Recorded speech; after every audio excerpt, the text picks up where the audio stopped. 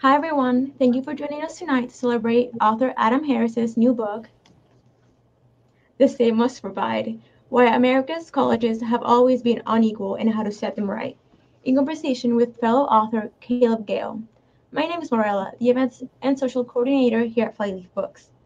Before we begin, if you have any questions during the event, please put them in the chat or in the Ask a Question tab at the bottom of the screen, and I'll ask them towards the end of the evening. You can find out all about our other virtual events by clicking at the link on the top of the screen. If you'd like to make a donation to Flyleaf Books to help us continue bringing great programs like this one to you in the future, please click the donate button down below. And if you'd like to support tonight's author and Flyleaf, we have copies of Adam's The State Must Provide available for purchase on our website, down below in the buy button, and on our shelves. And now I'd like to welcome our guests for tonight. Adam Harris is a staff writer at The Atlantic, where he has covered education and national politics since 2018.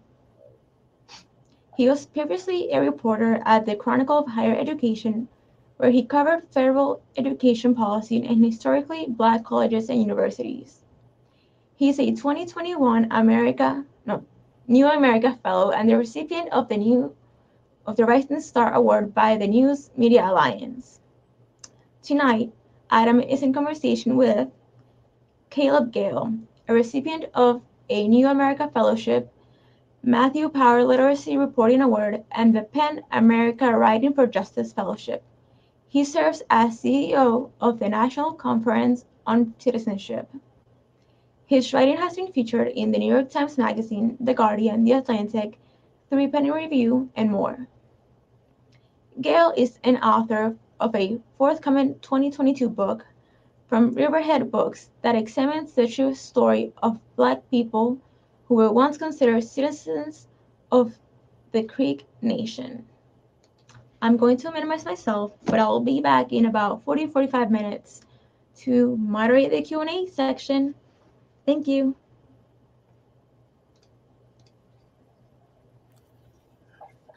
Adam, man, and everyone else who's joining in today, I feel like I'm getting to talk to someone who educated all of us on exactly what the university, the college system actually looks like in America and how it got to be the way it is. So, Adam, first, man, thank you.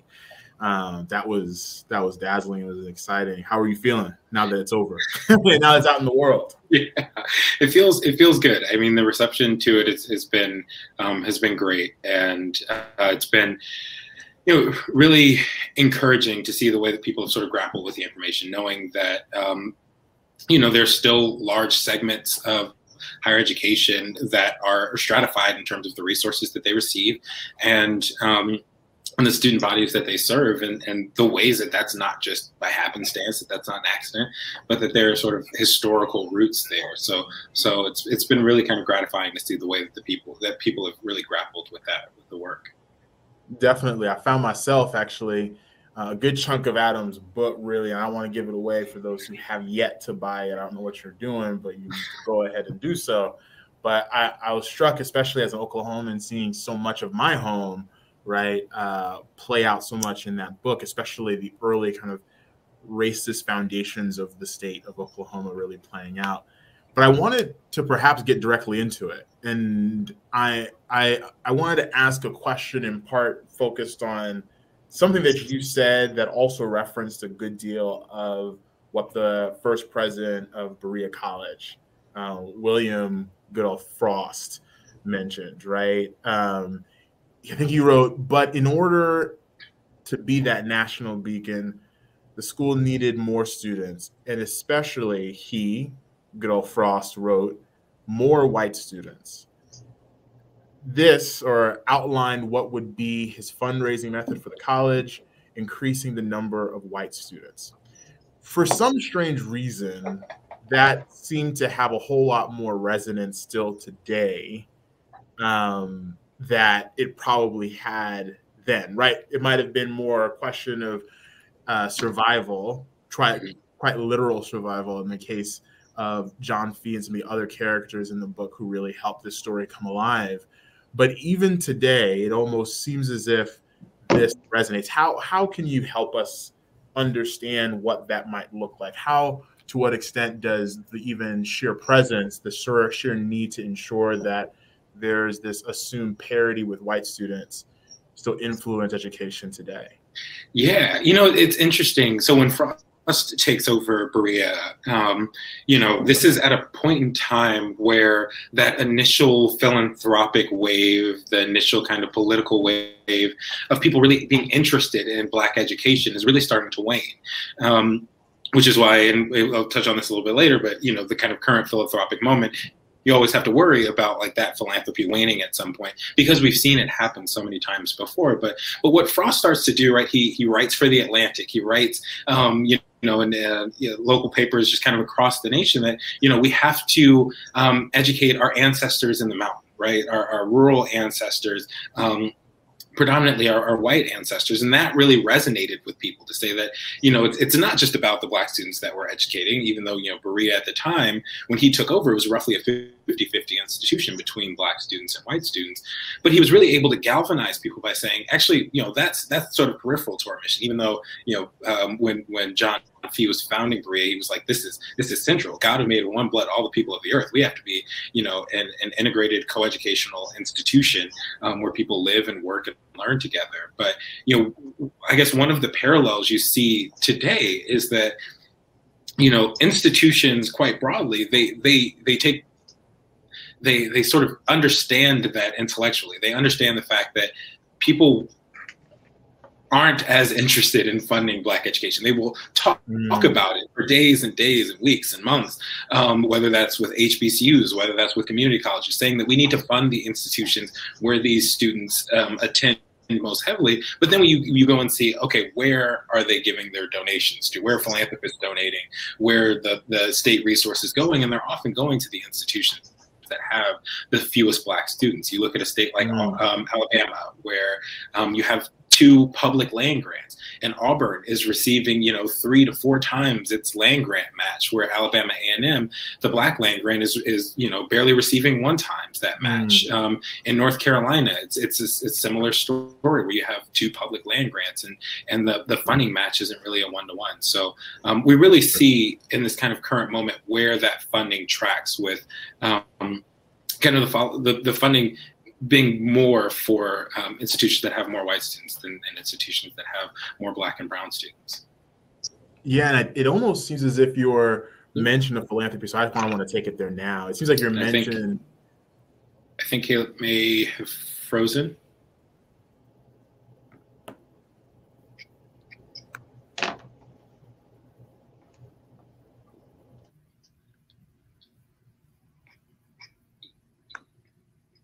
Yeah, unless that's me frozen.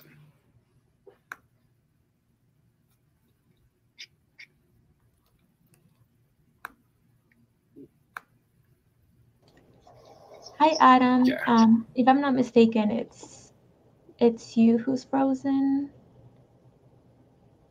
Yeah, I think so.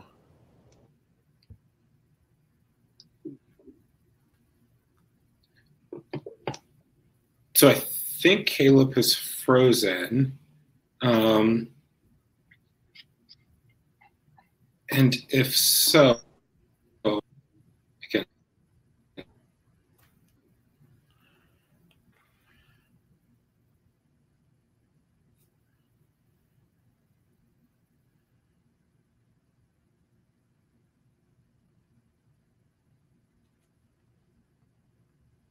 Are you still hearing me? Yeah, like Caleb, I can see and hear you pretty well, like 10 out of 10. Adam, like your image is frozen, but I can still get some of your audio through.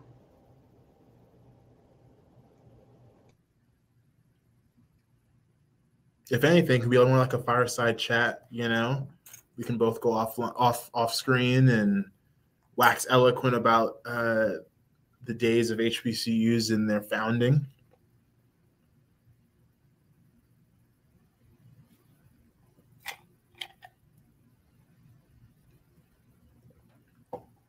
Seems like Adam's also going to reconnect.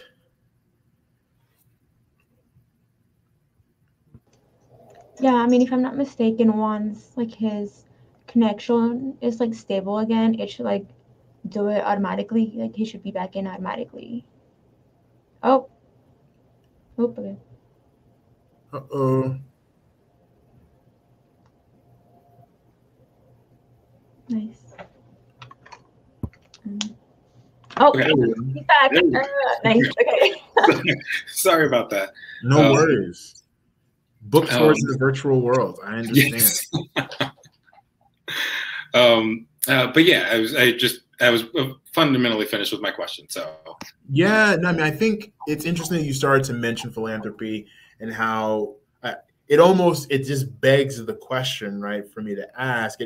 First, it sounds like it's somewhat in conversation with a little bit of kind of the content drawn out in Decolonizing Wealth with Edgar Villanueva, as well as Winners Take All, but it almost forces this more comprehensive, I wouldn't even say skeptical, but comprehensive take on how certain HBCUs have received significant bundles of cash as of this last year, in the wake of George Floyd, in the wake of Mackenzie Bezos being able to provide significant amounts to HBCUs. How do we contextualize that? I was going to save that for later, but like, how do we contextualize that?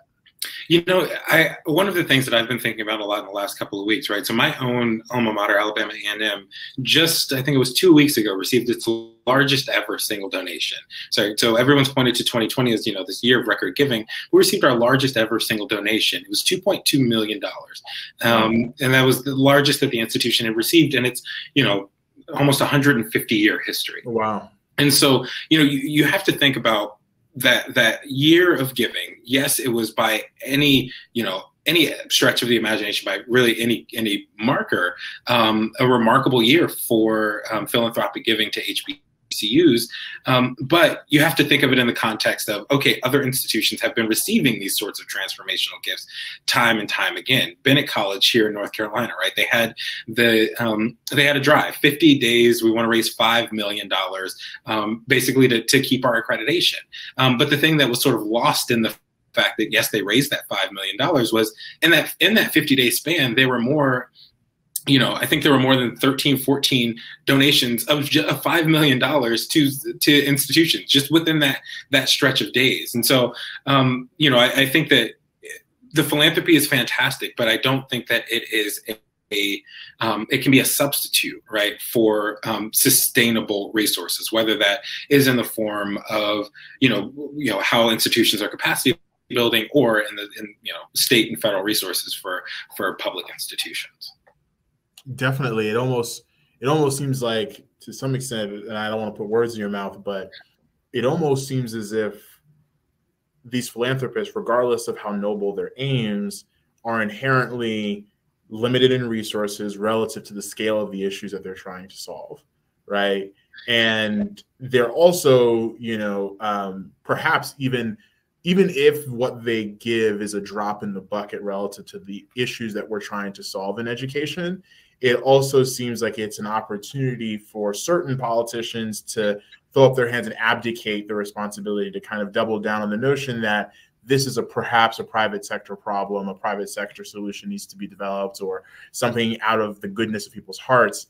It seems as if it almost in some way kind of the decision to be philanthropic, especially with HBCUs or any college for that matter, is in direct conversation, whether they realize it or not, with kind of the aims of that school to be funded by the state, right?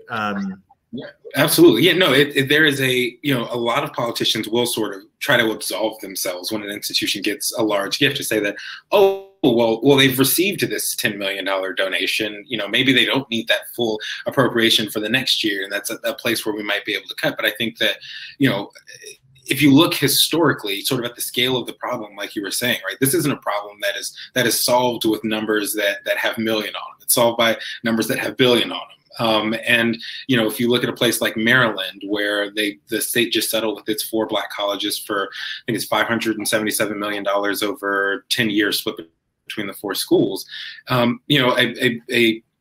they brought in an expert and said that, these institutions are owed at least $2.73 billion. And that's at least, right? That is also kind of giving a bargain. And so, oftentimes states, try to get this bargain to say that, oh, well, the philanthropists have given here, or, oh, they have this partnership with Google now. And it's like, yes, all of those things are great, but that does not release you of your responsibility to adequately fund these institutions, right? In North Carolina, if you just look at the public institutions, across, was it about 12 predominantly white four-year institutions, 22% of the Black students who go to public colleges in the state of North Carolina do so at one of the 12 four-year PWIs. At the 5 public HBCUs, 25% of Black students go to the 5 public HBCUs, and something like 52% of Black students who go to public colleges in North Carolina do so at the community colleges. And so, to say that, the HBCU is a place like North Carolina A&T, which is doing incredible work, the 3rd highest research producing, institution in the state, a public institution in the state, that doesn't mean that the state should not be funding them because they've been able to do. It's like, you should be funding them. You should be funding them because of what they've been able to do. Because if they had the adequate funding, it's like, what else might they have been able to do? Which I think is the sort of really important point there. Yeah, it almost seems like one of the greatest accomplishments, right, or greatest feats that you were able to accomplish by this work is that you kind of, by going back historically, by unpacking the genesis of the land grant colleges and university systems, it seems like, you upend any notion that the government shouldn't necessarily be involved in propelling education forward, right? The major argument that all of us are probably aware of is that many people believe strongly that the government really should recede, right, from any sort of direct intervention or help or assistance, or receive from any conversation that might lead policy-wise to an increase in funding relative to where we are now. But then you kind of point out like the sheer ambition of this moral character and others to try and reach beyond what was capable at that time was kind of staggering. And it even more so upends the notion that somehow people propel themselves, right, without the government interfering to get to the place where they are now. I mean, how does this kind of change, especially I think what this history does is it kind of changes the conversation, or at least it forces the conversation to kind of inflect when it comes to what the government's responsibility is in higher ed. Yeah, and I mean, one of the most interesting things to me about the kind of current understanding of higher education as a private good and it only serves the person who graduates from the institution, right, is that if you go back, even before the Morrill Act, before the founding of West Point, you have the founders thinking about higher education, colleges in particular, like not primary school. They're thinking about colleges. In his first address before Congress, George Washington says that there is no institution that would better deserve your money than higher education, because they thought that it was a place that you could learn the arts and the sciences, your math, but it was also a place to sort of build a national character, right? They had in their mind a sort of national university. And as time went on, they build, you have West Point, but, by the time you get to the Morrill Act in 1862, they're saying, yes, there are places to teach people the art of manslaying. There are places to teach people, how to be a lawyer and a doctor, but there aren't places to teach, regular workers, the arts and the sciences as well. And so they create these institutions, right? Well, the biggest injection of the biggest, sort of funding of higher education that the country has ever seen. But Black students could not attend those institutions. And when states created institutions that Black students could attend out of that first Morrill Act, they often deeply underfunded them, right? So one of the examples, there were only a couple of them that came out of that first Morrill Act. And one of the first ones was Alcorn State down in Mississippi, right? So Alcorn is given a guaranteed appropriation for a decade when it's founded in 1871 of $50,000 a year. By 1875, when the so-called Redeemers sweep back into office, they reduced that appropriation to $15,000 a year. A year later, they reduced that appropriation again to $5,500 a year. Meanwhile, the faculty at Ole Miss is saying, well, we would rather close than enroll a Black student. And they're also being sort of showered with this sort of funding that Alcorn State, the institution that's supposed to serve Black students, is not receiving. And so you start to see that the beginning of that resource stratification there. And you know, even as you're seeing that, even as you're sort of acknowledging that the federal government has invested in these institutions, that the founders have said this is the best way to build good citizens, you know, in some ways, right, it's sort of threading a needle there, but you know, it's almost to say that as they were expanding higher education, yes, they were actively shutting Black people out of true citizenship as, you know, the 13th, 14th, 15th Amendments are passed, and as, you know, Reconstruction ends, and you have the, you know, the nadir, but they're also kind of shutting them out of learning that arts and sciences, and the only places that were really doing that work were these institutions that were being deeply, deeply underfunded. Wow, and it almost, it's interesting because the turn I want to take is, I almost had to catch myself a few times in the book, right? Which I think is probably an indication of how well written it was. And we'll talk about kind of your writing process in a bit, but I found myself almost lauding, you know, giving a certain set of applause when I was reading along with people like Ralph Ware, right? You know, in Illinois, talking about kind of how we need to fight for the education of the worker, as you were just talking about, right? And for whatever reason, it seems like, you know, even today, when we kind of politically discuss the working class and their needs, the worker, it seems to kind of elide any mention of Black people, right? And so it almost seems as if a lot of the same kind of terms and terminology, certain the taxonomy, right, is still influenced very much by race. Like, can you discuss that? In particular, it's like you know, how education might be seen as universal, right, or a universal priority to an active and engaged citizenry, or even kind of an aspirational right, seems to implicitly leave out Black people, especially when we're targeting it towards the worker, right? So I found myself, oh wow, this Ralph Ware guy, what a guy, you know? But then you kind of read on, and I had to catch myself realizing, like, wait, when he says worker, he's not implying like the full humanity of people that look like you and me. He was actually denigrating it and upgrading the humanity of those who didn't look like you and me. So I wonder how much you still see that today, right? Yeah, it's interesting when I think that one of the nice turns that we've seen recently, right, and from the campaign trail on, it's like, when I say recently, I mean like very recently, in the last like 2 years, has been, you know, when people talk about free college, when they talk about debt cancellation, they're thinking of it in that sort of in the ways that it impacts those who are most influenced by it, right? When you think of debt cancellation, you have to think of how it impacts Black students, because Black students are more likely to take on student debt. They're more likely to take on more student debt, and they're more likely to default on that debt in the back end, in part because of how, you know, wealth is structured in America. When you think about, you know, the free college plans that were presented on the campaign trail, like, you know, they at the very beginning, they were like, you know, these are broadly free college plans that are, you know, primarily focused on the public institutions. And they started to wrap in private HBCUs and private minority serving institutions in some cases as well, because there was that sort of acknowledgement that without that, then you end up with a situation where you're going to be shutting out a lot of the institutions where, you know, that are serving high proportions of Black and brown students, that are serving out high proportions of low income students, right? You look at most HBCUs serve, I think, it's over 60% of students at most HBCUs are going to be Pell eligible. So they're going to be low income students, or students that qualify for federal grants for low income students.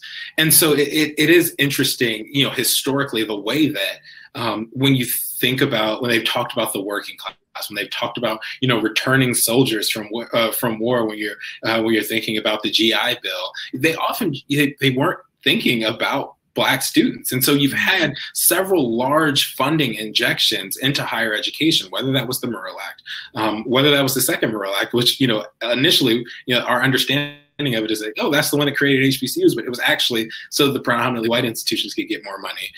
The GI Bill, you know, HBCUs had limited institutional capacity. So it wasn't that, you know, Black, you know, returning GIs were wholly shut out of the GI Bill. It's just that there were only a select amount of institutions that they could actually attend.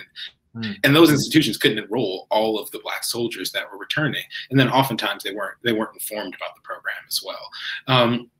And so, just thinking about all of those previous iterations, I think that wrapping racial equity into our current iterations of kind of higher education proposals, whether that's debt cancellation, I think that, yes, we have to have the emphasis on the working class, but I think that we have to have an expansive definition of what that means, and also target it in a way to where, you're not leaving, large swaths of minoritized populations out.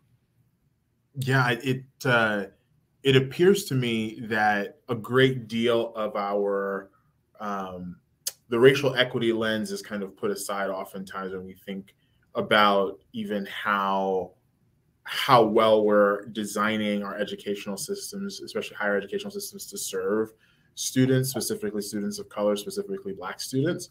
So as a personal testimonial, as I mentioned earlier, and we're gonna have to talk about Oklahoma, like that just like it was gonna have to happen. And because there aren't many of us from Oklahoma, we always have to go, right? So to me, what I find really interesting is growing up in Oklahoma, Langston was cast in very two lights. Langston is the sole HBCU in Oklahoma, not too far away from Oklahoma City, in a town surrounded and bookended by Guthrie and Coyle, right? And what is, I think, particularly fascinating about Langston is how it's portrayed, right? So on one hand, you hear from a lot of, well-to-do white people in Oklahoma that, oh, we do have an institution for you, right? Like there is one for you. And depending upon how they perceive you, if they perceive you as academically on track, right, they'll tell you, oh, there's a school for a lot of people who look like you, but you might not want to attend, right?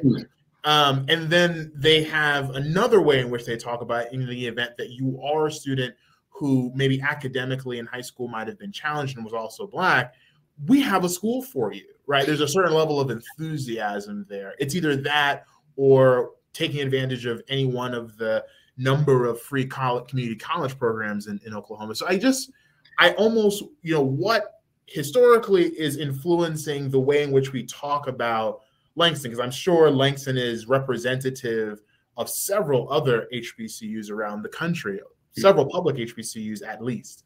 So I'm just curious about what informs that perception, that conversation.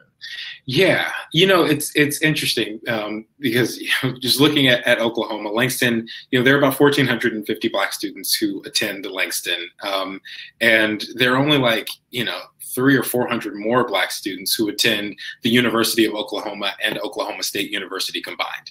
Right. So it's like there's always been this tendency to say that, okay, that is the school where the Black students go. I remember when I was in high school, I told my counselor, I didn't go to, I went to, school, in pretty much rural Texas. It was it's exurban. Let's call it exurban, Texas. So this San Antonio exurbs. And I remember saying, yeah, I think I'm going to go to Alabama A&M. The coaches have been recruiting me, and they were like, no, you should think about, going somewhere else. Maybe you do a junior college and then you can go somewhere else. Like, well, my sister's already there. Like, why don't you want me to go to this institution where my parents went? Like, my mom went there.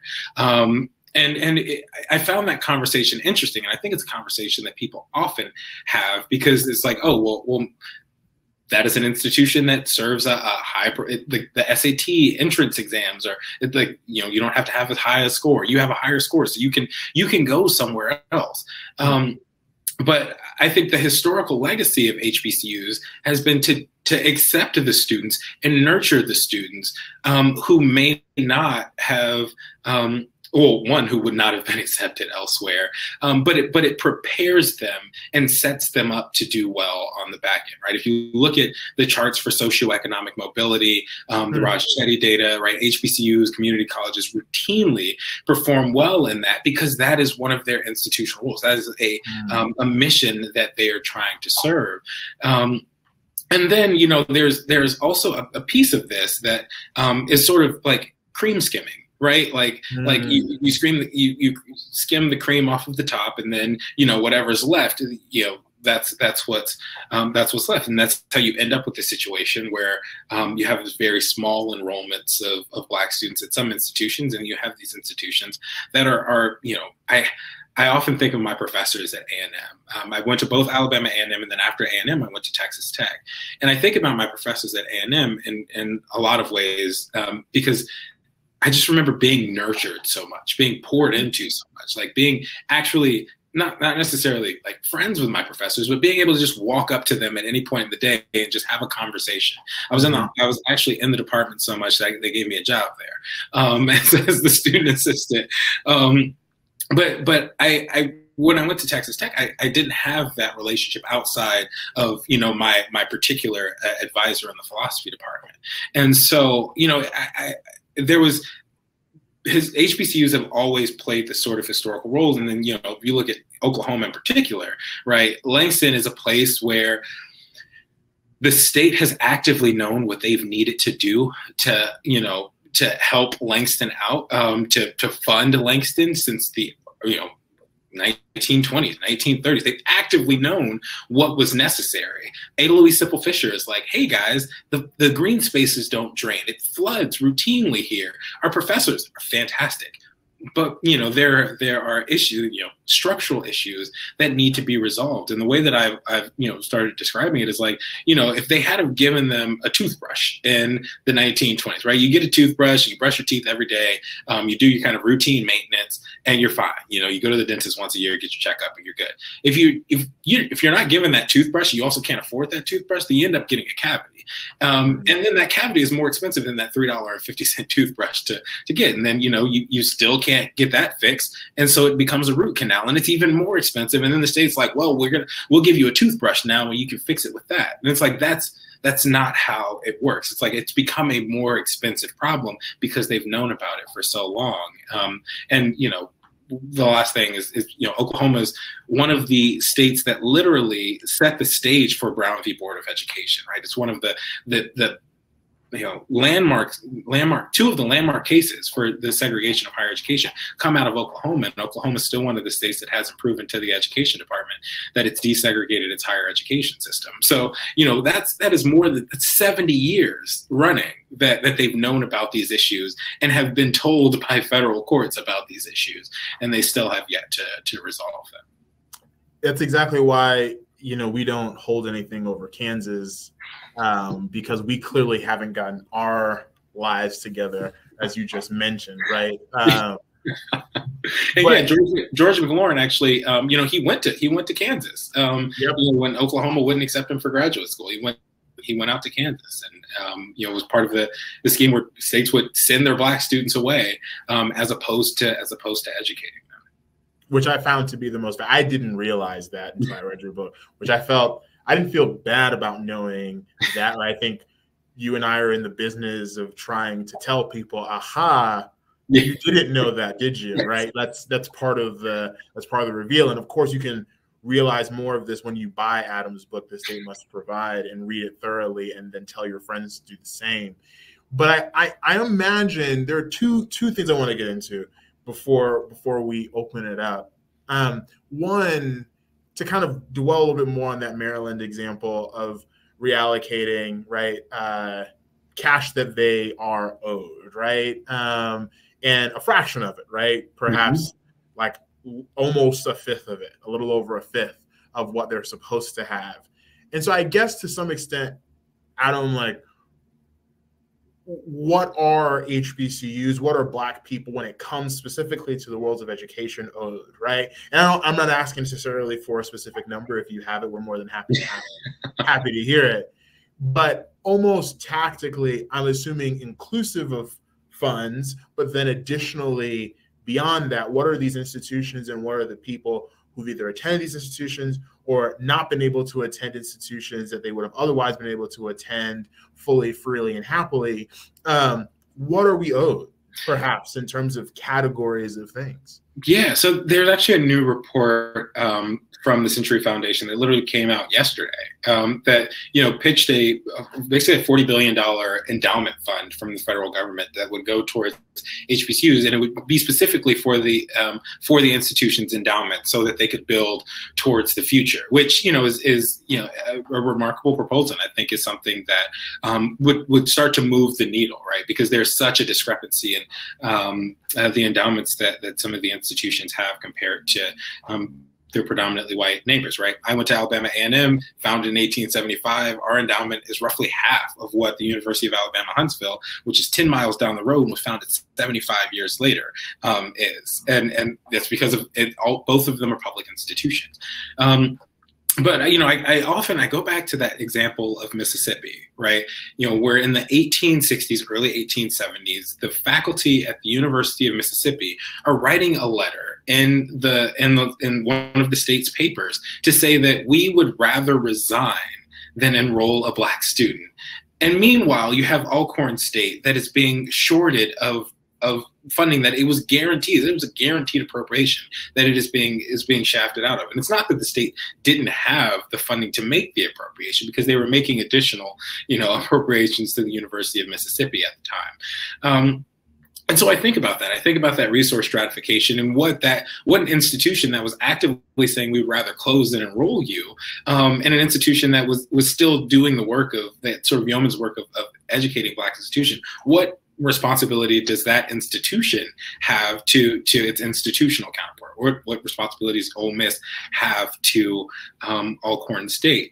In addition to that, lawmakers, right? This is coming out of the same legislature that is legislating today. What responsibility do those lawmakers have? Not just to get a bargain and sort of get that bargain and get out, but what responsibility do they have to adequately and really grapple with that history, right?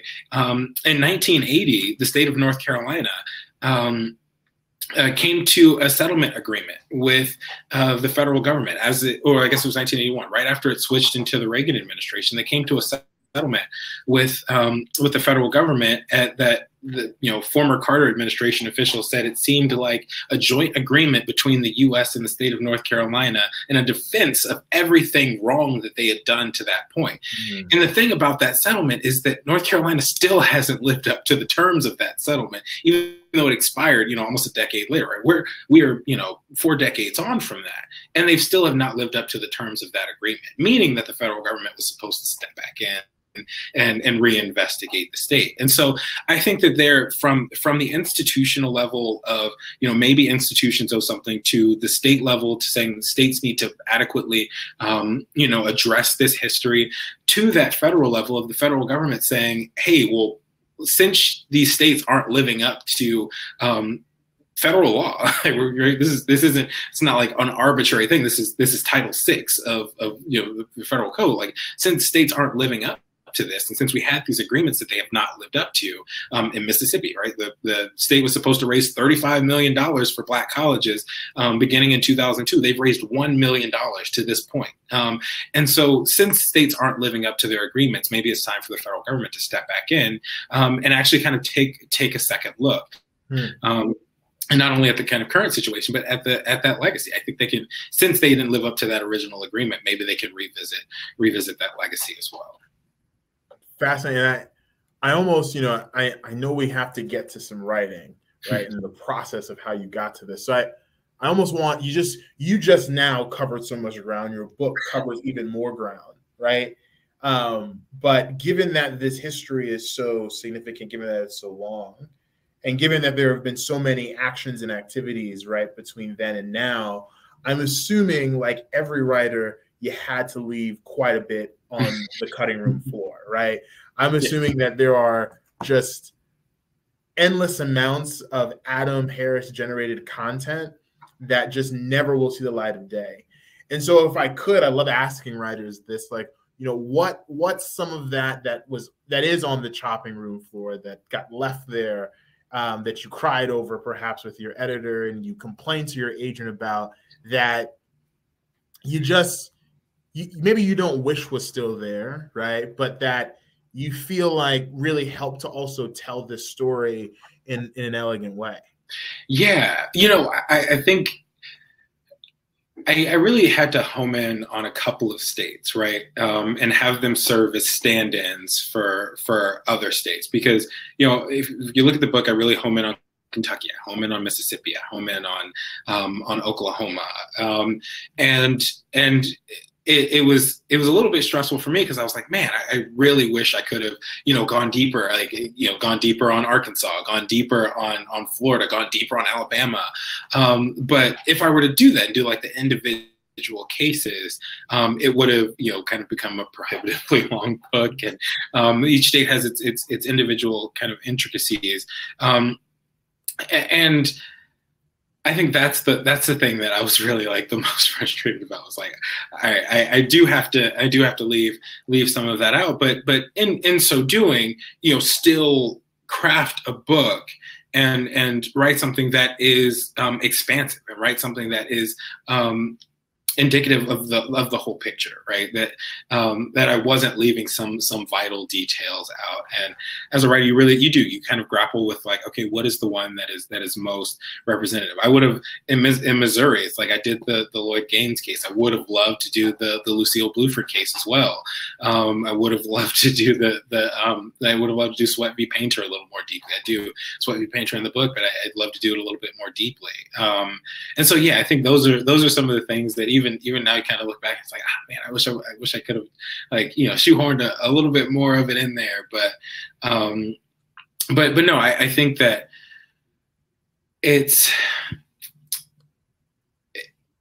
the responsibility for this book was I wanted to be sure that people understood, one, that there were human stories to tell the broader story of higher education and inequity in higher education through these humans, right? These are intensely human stories that are really indicative of how people experienced higher education and also how higher education was shaped, right? The key actors who were there at pivotal points, who really shaped the sort of inequitable system that we recognize today.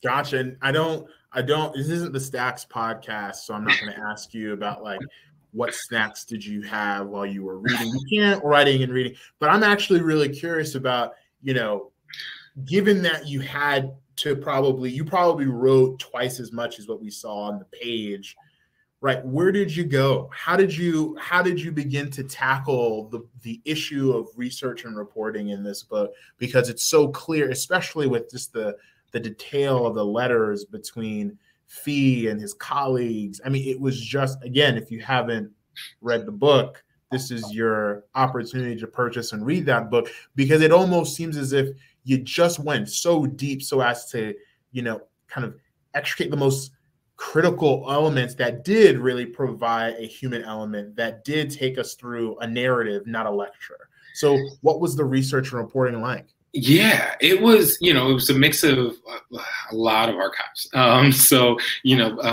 out to archivists. They do this like the most important work. And also we're in a moment where a lot of archives are sort of digitized. And if they aren't, then you can, reach out and they will digitize it for you. So really, truly, the archivists are the real MVPs of this book. But going to the Library of Congress, digging in through old, I remember, digging through like the minutes, like congressional minutes of like, and what people were saying during debates to really like get a broader sense of like, okay, this was the conversation that was happening around this. Digging through old newspapers. I spent a lot of time with old newspapers, and not just reading the article that was like pertinent to what I was interested in, but reading like peripheral, like what is the tone and the tenor of the Daily Courier? What's the tone and the tenor of the Weekly Clarion, so that you can really kind of get a sense of how they were covering these stories, what they were leaving out, and where else you might need to look. And so, yeah, I think, it was really sort of, and one of the nice things about working on a book that's chronological is that you can, you're able to figure out a pretty seamless order of where you're going to need to look and when. It's just a matter of like flipping every page and really digging through things. I think I actually one of the first places I really started my research was actually going to the Library of Congress and digging through the archives of the Bakke case, because I've always understood Bakke as a really pivotal moment in higher education when things could have gone right, and they didn't.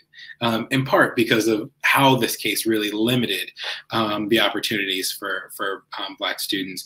And so I went to the Library of Congress, and I think I was digging through Justice Blackmun's archives, and in there I found the letter from Thurgood Marshall to his colleagues that he wrote to the entire conference. And it really, in that letter, it really crystallized a lot for me, and it's something that I actually had that on my desk as I was writing through the rest of it. It was like, this case really hinges on if you're thinking about it in terms of, you know, a student getting in or a student, or keeping a student out, right? So this was the Bakke case, white student, UC Davis Medical School, trying to be accepted into UC Davis Medical School, but they had a quota system, and he was basically saying, if we're leaving race on the cutting room floor, not accounting for that legacy of racism and discrimination. This case is about, you know, the students that we're keeping out. But if we're accounting for that legacy of discrimination, this case is really about the students who we are helping to get into these institutions, who have historically been shut out of these institutions. And I think that really sort of crystallized a lot for me, because, you know, it's like, okay, they've been shut out for these institutions. Where were they going? They were going to these institutions that, like the one that I attended. And you know, we have to start thinking about what is owed to those institutions that did that work of serving those students for so long. Well, I know I could ask questions for a long time, but if there's anything that's clear is that the research clearly paid off. The reporting paid off, and the days and hours and weeks and whatnot digging through archives, which I know the life of that pretty well, paid off. So let me stop talking and pass it off to our friends at Flyleaf. But Adam, excellent job, man. I'm just so super, super excited for you. Thank you so much. It was fantastic being in conversation with you, man. Definitely. So hello, everyone. Our first question says, there have been many reverse racism lawsuits against colleges and universities by white students who feel discriminated against by affirmative action policies. But I was wondering if any white students have ever sued against the athletic scholarships that allow less qualified Black athletes, primarily football and basketball players, to be admitted. There haven't none that have received any kind of prominent acclaim. I think one of the interesting things, after integration, there was honestly, the initial integration of higher education, the initial first Black athletes who attended predominantly white institutions, there was some pushback against those first Black athletes who attended. But by the time you get to the mid-'70s, the early '80s, that all goes away because they're rooting for their team, and people have this sort of institutional affiliation that they're like, oh, go Auburn, go Tigers. And I often I write in the book about Bo Jackson, because in the 1980s, on the same day that Bo Jackson was voted the Heisman as the best college football player in the country, a federal judge said that Auburn was the most segregated institution in the state of Alabama. And so people have never had an issue with Black athletes attending, after integration, kind of after they saw how good their teams were doing. They never had an issue with Black athletes attending institutions. It's often why, when people talk about affirmative action, they don't, and I think there's also this misunderstanding about what race-conscious admissions and affirmative action actually is, right? It's thanks to the Bakke case, it's never used as a remedy for historical discrimination. Has been upheld since 1978 in its very limited form of, you can use race in admissions, but you cannot use it as a tip, as the thing that puts a student over the top. You can't use it. You can only use it in concert with a host of other factors that kind of make up the holistic admissions program. But it still gets kind of identified as, oh, the student only got in because of affirmative action. When in reality, if you look across the AAU institutions, so some of the most prestigious 66 institutions in the country, they still enroll something like 5% Black students. So it's still like a very paltry number. And like the perception that people have of race-conscious admissions and what it's actually doing is just completely at odds with sort of the reality of race-conscious admissions. Our next comment says, I'm a high school teacher. Last year, during a unit on reparations, my students explored the role of slavery and racism at UNC, as well as the history of lynching in NC. The white students didn't know any of this history and they were shocked by it. The black students in the class knew more about this history and were not shocked by it. When you talk to audiences about the book, do you find that there is a big gap in what black and white audiences know about the history of inequity in higher education? You know, actually, sometimes I think there's kind of a regional gap sometimes between like what audiences know, and you know, even when I went to Alabama A&M, there were like gaps between what some of my classmates knew about Black history and what I might have known. In part because there was like growing up in my house, it always felt like a second curriculum, right? I would go to school and I would learn what I learned in school, and then my parents would say, hey, read this book and this is what you might learn elsewhere. So oftentimes, right, some students are getting that sort of second curriculum. Jelani Favors has a book, Shelter in the Time of Storm, where he talks about the second curriculum that Black students received at HBCUs. The knowledge of the lynchings that were going on and kind of how to navigate, negotiate a majority white world. But it is interesting how, the lessons that students are often taught in school or have historically been taught in school it sort of creates a divide, because you have the students who may get that second curriculum at home, and you have the students who aren't getting that second curriculum at home. And the more that students, the more that teachers are willing to actually engage with that history, like an honest engagement with that history, I think the better off students will be prepared to really address it, right? Because there's this kind of, I did an interview about the book, and they asked, how does it feel to be publishing a book like this that's grappling with the sort of history of discrimination, these like roots and legacy of discrimination, and how they kind of have a current impact today when people are actively fighting against the presentation of that history and the presentation of the roots of historical racism and discrimination, and how it didn't stay in the past, but it still lingers on today. My argument was effectively like, when people are trying to fight against that, the responsibility is to continue to tell the truth. So the more that, because the truth telling is more important when people don't want you to tell the truth. And so the more that teachers are telling the truth, the more that writers are really grappling with that history in an honest way, I think the better students will be. And the fact that you're kind of preparing your students and teaching your students in kind of in history class in high school is fantastic, because by the time they get to college, they won't be unprepared. It won't be kind of fresh information to them, and it then becomes, okay, now that we know this history, what do we do about it, rather than I am learning this history fresh.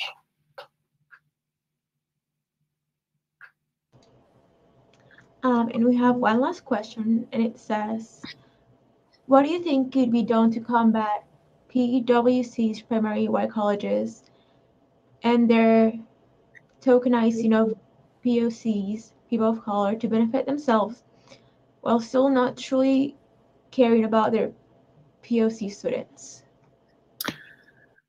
So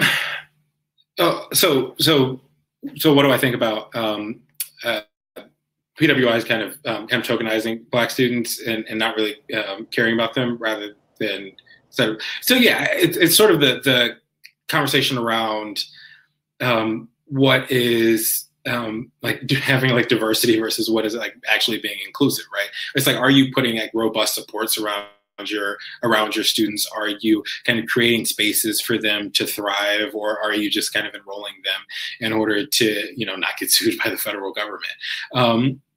And I think that there is, in recent years, a lot of institutions have made like nominal pushes and said that, hey, we want to be more diverse. We want to kind of enroll a more diverse student body. But until, right, so if you thinking about the highly selective institutions, so Harvard and Yale and institutions like that, they also enroll like very small amounts of students. So I think that if we, in that conversation, right, there are already institutions that are, inclusive institutions, whether that is from community colleges to HBCUs to MSIs to public regional colleges. I often think of like UTSA and Texas State as like, these are the places where a lot of my classmates in school went. So I think that there has to be a reorientation to thinking about how institutions are funded based on the way that they are serving low-income students, the way that they're serving Black and brown students, minoritized populations, marginalized populations. Because until that conversation's having, until it actually affects funding, right?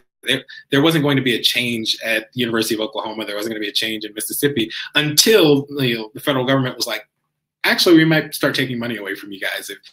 And right, so it's like places aren't going to change unless there's something kind of monetarily attached to it. And so I think there has to be a reorientation in terms of state funding, whether that is with the performance-based funding models, whether that's with just general funds allocation, and unless there is that, then we're going to kind of continue to see small enrollments at institutions that have the greatest resources. Also, somebody else just submitted a question, so I'm going to ask it real quick. Have any students ever sued against legacy admissions?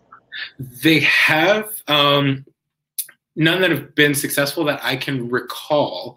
Some institutions have gotten rid of legacy admissions on their own. The interesting thing about legacy admissions is so like in the current Harvard case, right? They used ALDC, so Athletes Legacy. They used that as a way into, trying to eliminate the kind of race preference, race conscious part of their admission system. But there have been lawsuits, but I think that the more institutions can sort of proactively eliminate legacy admissions. I understand one of the reasons why they say that, we have legacy admissions because it sort of builds a family atmosphere.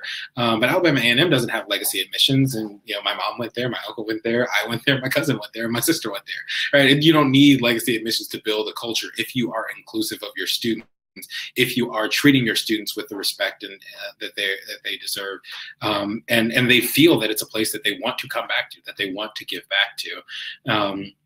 So yeah, and there have been lawsuits, but the most successful way is institutions understanding that the purpose that legacy admissions historically served of, concentrating a kind of creating a class of students, so creating a wealth class, and then keeping parts of their admission system in that wealth class to say that, your dad went to Texas A&M, your grandma went to Texas A&M, or your grandpa went to Texas A&M, your great grandpa went to Texas A&M, that has a detrimental impact on racial equity, because a lot of these institutions were keeping black students out until 1964, 1965.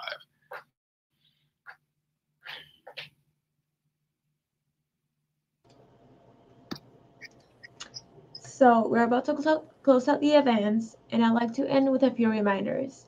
If you'd like to purchase a copy of Adam's book, you can find them on our website at the store, or you can also click the buy button down below.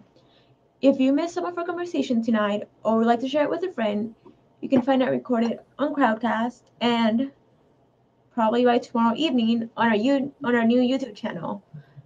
Also, please keep an eye out for other upcoming events in our weekly newsletter and on our website. And finally, thank you so much for joining us tonight and supporting Flyleaf Books. Thank you. Bye.